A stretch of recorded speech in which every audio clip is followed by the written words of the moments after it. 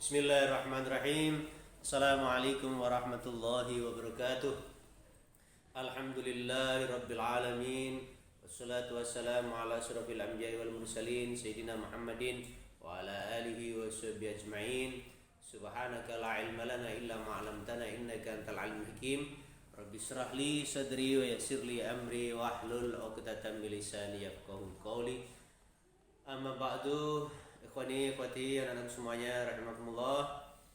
Marilah kita awali kajian kita Risalatul Jami'ah saat ini dengan membaca niat bersama-sama. Bismillahirrahmanirrahim.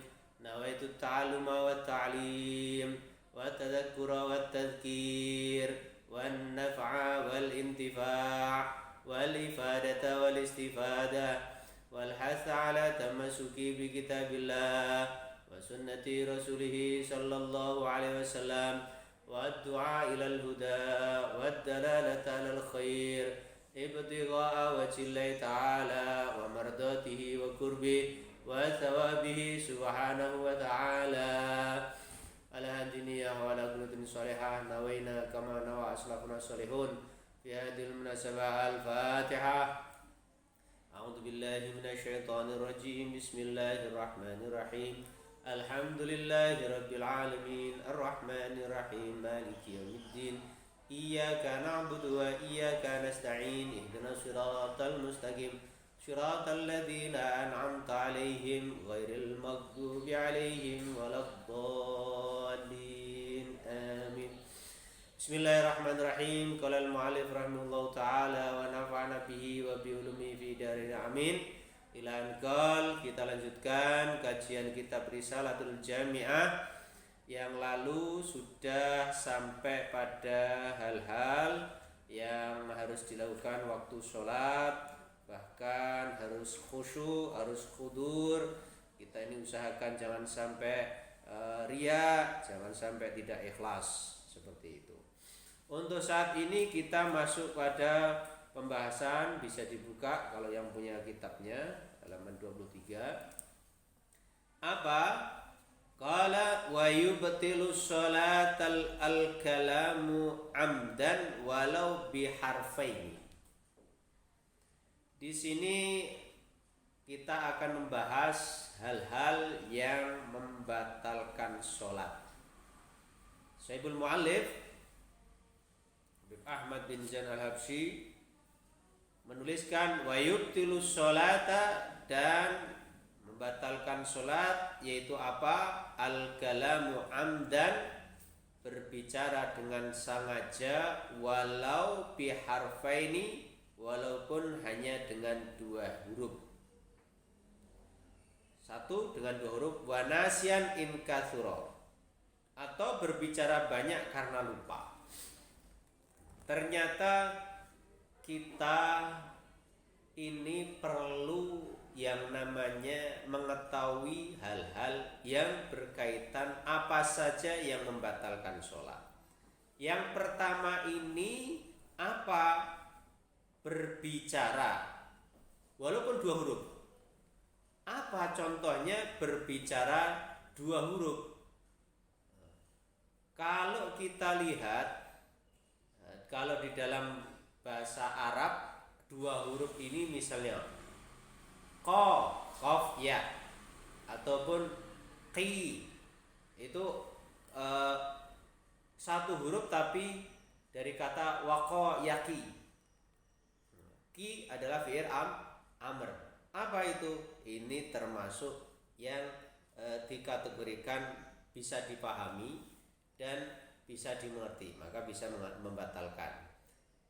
Kalau yang dua huruf lagi, apa kalau dalam bahasa Indonesianya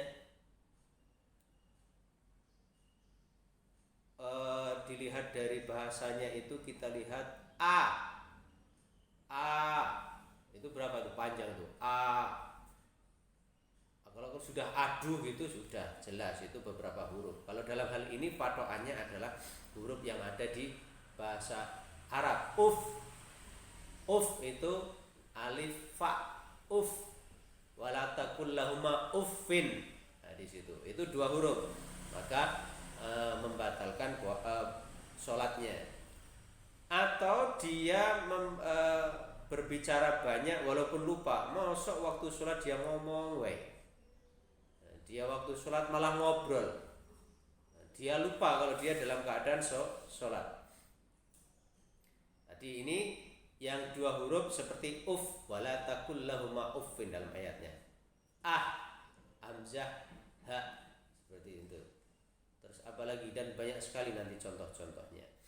Ini yang pertama. Jadi ketika orang dalam keadaan sholat dia berbicara walaupun cuma dua huruf dan bisa dipahami, maka akan membatalkan sholatnya. Atau dia berbicara banyak dan walaupun dalam keadaan lupa, dia akan batal sholatnya. Itu yang pertama. Apalagi yang membatalkan sholat yang kedua, wa yubtiluha al-amalul kathiru, dan membatalkan sholat amal banyak, melakukan aktivitas banyak. Seperti apa? Katsalasi khotawatin, seperti halnya dia melangkah lebih dari 3 kali. Kalau 3 kali berturut-turut misalnya, kalau kita ada melihat shop depan kita itu kosong, caranya bagaimana supaya tidak melangkah 3 kali mutawaliyat berturut-turut?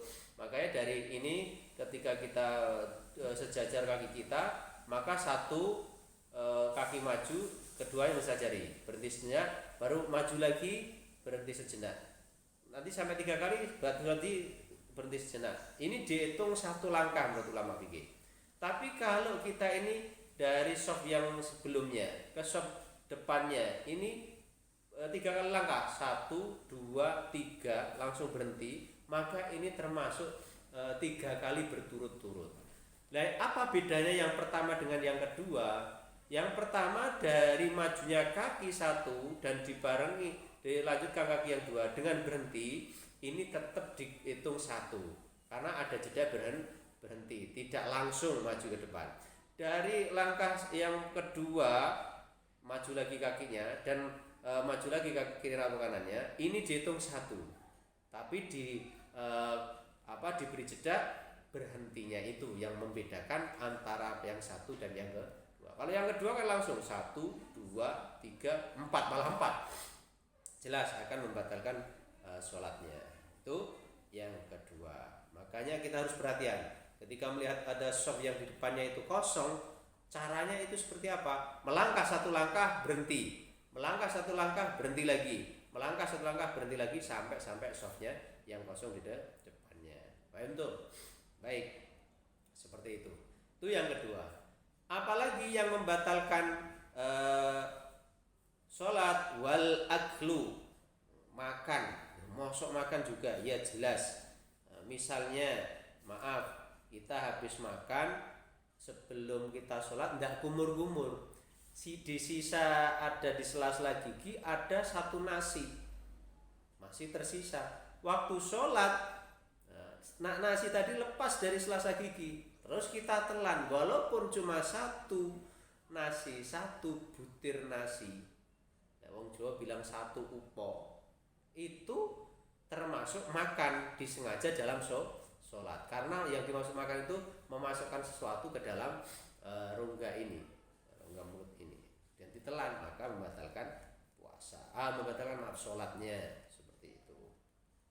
Kalau puasa jelas bisa makanan terus ditelan di siang hari juga membatalkan puasanya. Sama ternyata antara puasa dan sholat. Ketika sholat ada sisa makanan ditelan, batal sholatnya. Ketika puasa ada sisa makanan di gigi atau di mulut ditelan, batal puasanya di siang hari. Paham? Baik, itu. Terus yang berikutnya wasyurbu, minum. Masa sholat sambil minum disediakan sampingnya, haus susah minum, tidak bisa, harus semuanya itu lepas. Makanya ada istilah dalam sholat takbiratul ihram. Maksudnya takbiratul ihram, dulu kita bahas, mengharamkan hal-hal yang sebelum takbiratul itu halal. Makan halal, minum halal. Berbicara halal, tapi setelah takbiratul ihram, makan, minum, bicara semuanya haram. Jelas itu. Baik, yang berikutnya. Ini apa yang berikutnya? Wang kisyaful aurati illam tastur halan atau illam tustar halan. Terbuka aurat jika tidak segera ditutup. Auratnya misalnya khususnya untuk yang wanita, pas sholat terbuka auratnya gara-gara ada angin bertiup, betisnya kelihatan dan tidak langsung ditutup. Bagaimana? Maka sholatnya batal. Ini kalau tertiup angin, misalnya tertiup kipas itu, atau tertiup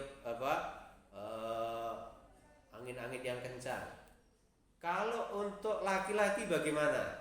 Sama, sarungnya misal tersingkap sampai di atas lutut, ya jelas langsung batal sholatnya. Lah kalau misalnya ada adik kecilnya ataupun ada anak-anak kecil main di bawah mukena kita, akhirnya mukena nyingkap, kakinya ini kelihatan bagi wanita, telapak kakinya ataupun mata kakinya kelihatan. Bagaimana hukumnya? Ketika sudah kelihatan kakinya atau mata kakinya bagi seorang wanita dalam keadaan sholat, maka apa? Batal sholatnya. Batal sholatnya. Jadi situ. Kalau disingkap oleh anak kecil atau siapa saja dengan sengaja atau tidak, anak kecil kan biasanya main-main. Bagaimana seperti itu? Maka membatalkan sholat walaupun langsung ditutup, walaupun langsung ditutupkan lagi ke kakinya ataupun ke bagian tubuh yang harus ditutupi saat sholat. Paham tuh? Baik, seperti itu. Itu yang keberapa? Yang kelima yang membatalkan sholat. Apalagi yang membatalkan sholat? Gala dikatakan yang wawuku an najasati ilam tulko halan min ghairi hamlin, yaitu terkena najis. Bagaimana kok sholat bisa terkena najis? Coba waktu kita sholat Allahu Akbar, akhirnya apa? Maaf ada cicak, apa? Cicak ini subhanallah buang kotoran sembarangan sampai di baju kita misalnya. Nah, ini kena najis. Kalau nggak segera kita kibaskan, maka bagaimana? Maka baju kita juga najis, terkena najis dan najis. Kalau setelah dikibaskan tidak menimbulkan bekas di baju ataupun di pakaian sholatnya, maka tetap sah-sah saja, tidak membatalkan sholatnya. Tapi setelah kita kibaskan, ini kotoran cicak tadi masih ada bekasnya. Bagaimana hukumnya? Tetap batal sholatnya karena ini mungkin kotoran cicaknya adalah basah. Seperti itu. Itu terjadinya apa? Terkena najis, tidak segera dibuang. Dengan cara mengibaskan, mengangkatnya dan lain sebagainya. Ini yang keenam yang membatalkan sholat. Berikutnya, apa yang membatalkan sholat? Wa yubtilu, atau yang membatalkan sholat. Misalnya, maaf ini saya sedikit sering terjadi ini. Waktu sujud ini peci kita atau mukena kita kena yang namanya semut kecil nempel. Setelah sholat, assalamualaikum warahmatullah. Ini ada semut kecil di peci kita. Kita tidak tahu ini kapan. Tadi waktu sebelum sholat belum ada, berarti pas waktu sholat. Bagaimana itu? Ketika selesai sholat masih nempel, maka kita kena najis ini. Semut najis tidak? Najis, semut mati kok. Kalau semut tidak mati ya tidak najis. Baik. Terus berikutnya wa yubtiluha sabqul imami bi ruknaini fi'liyaini. Mendahului imam dengan dua rukun bersifat gerakan fi'liyah. Apa mendahului imam? Iya, imamnya masih i'tidal, dia sudah rukuk dan sudah sujud dalam berkaitan dengan sholat jamaah. Jelas rukunnya itu apa? Dia mendahului imam, batal langsung. Ataupun imamnya masih sujud, dia sudah berdiri i'tidal dan sudah rukuk, jelas ini mendahului imam. Berikutnya wakada at-takhallufu bihima bi ghairi udrin, ataupun tertinggal imam dua rukun juga. Imamnya sudah rukuk, sudah sujud, dia tidak punya udzur, makmumnya masih i'tidal saja, maka juga akan mendapatkan hukum batal sholatnya. Karena kalau kita makmum sama imam harus mengikuti imam, jangan sampai tertinggal atau mendahului sebanyak dua rukun. Paham dong? Yang terakhir, wala tasihhus sholatu khalfa kafirin wa imra'atin wa khuntha. Tidak sah sholat yang menjadi imam ini orang kafir. Jelas seorang kafir jadi imam kita, tidak bisa. Kita sholat ini harus orang muslim, atau kita laki-laki imamnya seorang wanita, tidak boleh. Ataupun seorang laki-laki imamnya banci. Apa bedanya banci sama bencong? Kalau banci itu cirinya adalah seorang yang memiliki dua alat kelamin langsung, itu adalah banci.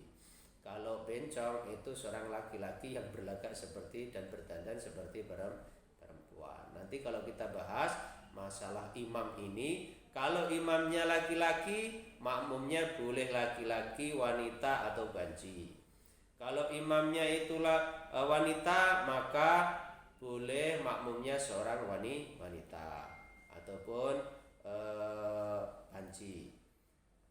Tapi lebih afdol banci ini imamnya ke orang laki-laki. Seperti itu. Ini tata cara kita untuk menjaga supaya sholat kita tetap sah dan tetap sempurna. Insyaallah nanti kita lanjutkan lagi tentang sholat Jumat. Mudah-mudahan kita tetap istiqomah dan semangat belajar, dan paling tidak Allah memberikan kemudahan kita untuk beribadah. Jangan sampai sholatnya ditinggalkan. Seperti itu. Kurang lebihnya mohon maaf. Kita akhiri subhanakallahumma wa bihamdika asyhadu an la ilaha illa anta astaghfiruka wa atubu ilaik. Assalamualaikum warahmatullahi wabarakatuh.